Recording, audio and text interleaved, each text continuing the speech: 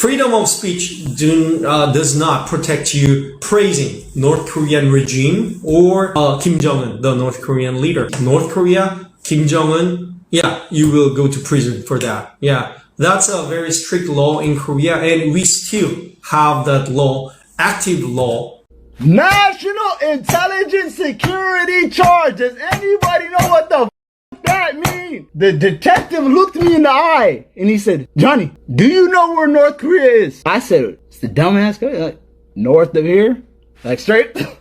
So guys, we just found a shocking update about Johnny Somali, and this one might be the most serious yet. This time, it's not just public outrage. The South Korean prosecutors have revealed that Johnny Somali might be charged under the national security law. Yes, you heard that right. According to Korean law, provoking North Korea or making political statements in support of the North while standing on South Korean land is not just free speech, it's considered a threat to national security, and Johnny did exactly that. He made fun of the Korean War, disrespected the victims, and even said things that could be interpreted as praising the North, all while live streaming from South Korea. That's why prosecutors are now preparing to charge him under South Korea's National Intelligence and Security Act. If found guilty, this isn't just a fine, it could mean actual jail time. That's how serious this law is. But this time it's different. This is national security. He's being seen as a foreign threat, a clown who turned into a political problem. His next trial is coming up very soon, and trust me, this one's not going to be just about disrespect or streaming nonsense. This could officially make Johnny Somali an enemy of the state in South Korea. But what's going on here? Why did he cross the line so badly this time? And what are the chances that he actually ends up in jail? Let's break it all down in this video. Let's get started.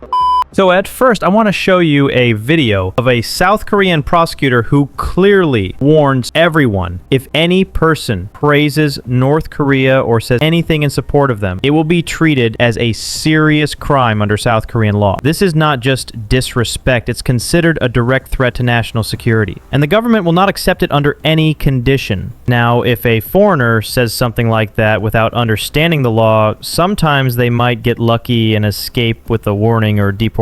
But here's the thing, Johnny Somali won't escape this time. And I'll explain why right after this clip. So first, watch this carefully. This video explains a law directly from a South Korean legal expert.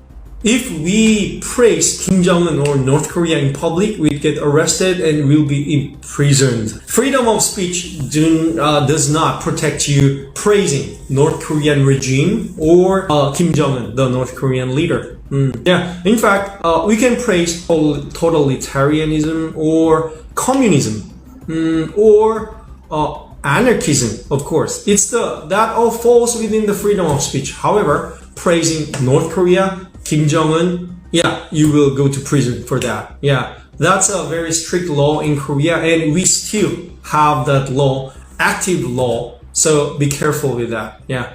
Now at this point, let me say this. Johnny Somali always tries to play the same card. You already know. He keeps saying, I'm just doing free speech in South Korea. I didn't break any law. And even Hank Yu recently made a comment saying that South Korea isn't giving Johnny Somali his so-called free speech rights. It's freedom of speech. Yep. Through this case, I realized that most people do not understand free speech nor value it. What you did was free speech. But I showed you that previous clip for one reason. Because when the South Korean authorities officially charge him, you can bet Johnny will again say, this is a violation of free speech. I'm being silenced. But here's the truth. According to South Korean prosecutors, this is not free speech. This is a crime. And this clip proves it. So now, listen carefully to what the prosecutor says next. This isn't about opinions. This is about national law. Let's watch the rest.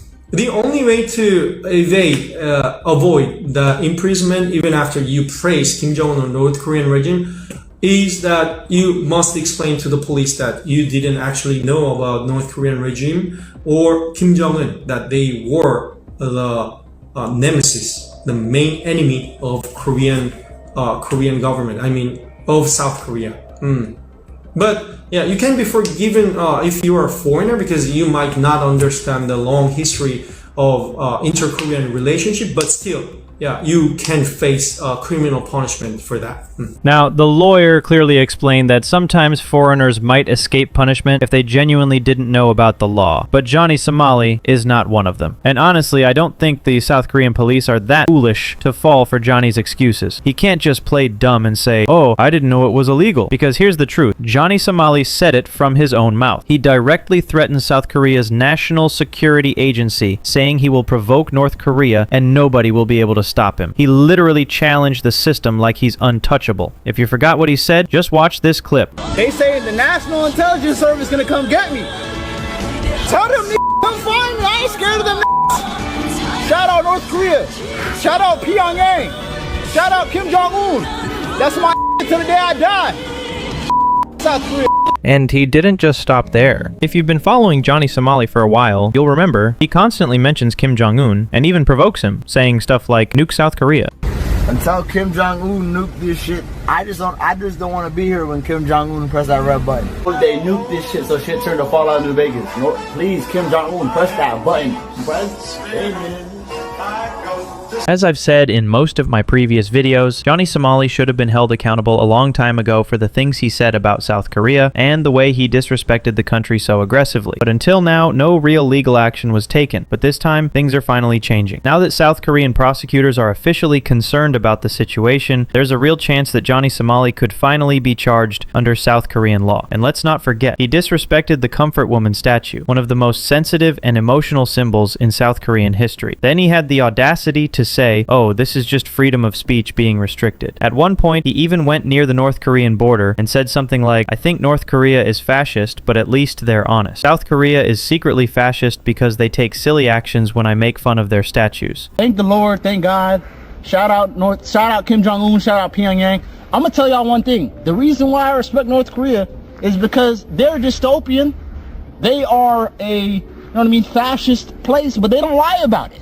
South Korea is just as fascist. You just lie about it. I touched the statue, so you guys are trying to silence me, murder me, and then jail me.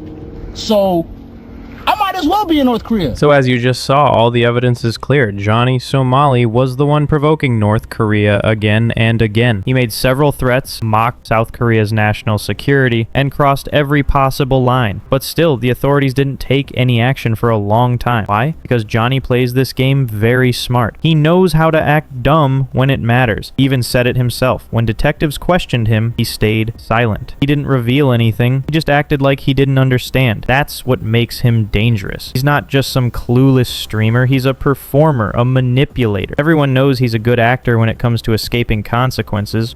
National Intelligence Security charge. Does anybody know what the that means? I got interrogated 2 days ago. It's March 6th. The detective looked me in the eye and he said, Johnny, do you know where North Korea is? I said, it's the dumbass guy, like, north of here?